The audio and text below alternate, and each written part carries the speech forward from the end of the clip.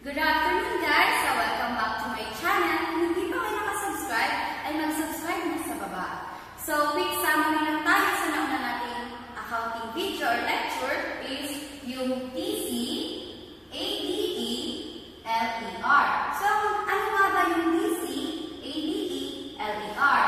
So ang ginawa natin, nag-i-account tayo doon. Ginawa natin yung T nilagay sa left side, yung C sa right side. So, DC stand for debit, credit. Tapos, A, D, E, L, E, R. Asset, drawing, expense, liability, equity, and revenue. So, sa discussion yan, pwede nyo makita sa unang video. So, dapat panoorin din natin yun. So, ang video nito ay magtatakal tayo sa accounting equation. So, ano nga ba yung accounting equation? Ito yung asset is equal to liability plus equity. So, ano-ano nga ba yung asset, guys? Nagbigay tayo ng mga common na asset. Cash, account receivable, supplies, properties. Ayan. Ito yung mga common na ginagamit natin or common na binibigay nila as asset.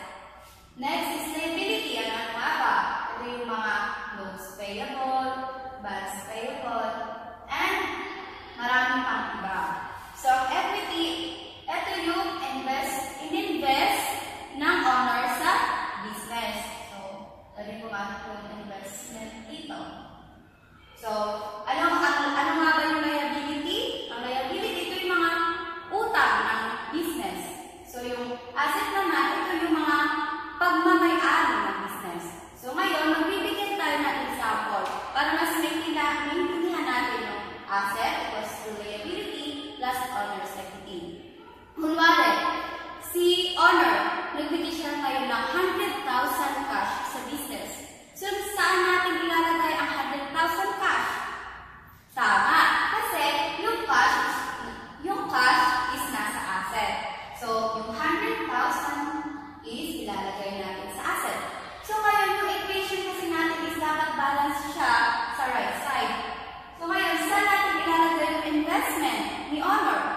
So, ilalagay natin siya sa owner's equity as investment na 100,000 cash. So, equal na siya. So, another example, bumili tayo ng upuan para sa business na nagkakahalaga ng 1,000. So, yung upuan natin is property. Papasok siya sa property as asset na 20,000. So, utang yun. Saan naman natin ilalagay yung utang?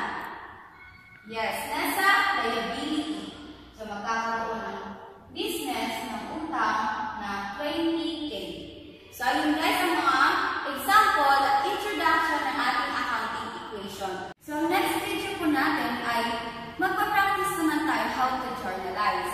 So, para ma-update kayo, huwag kalimutan ulit mag-subscribe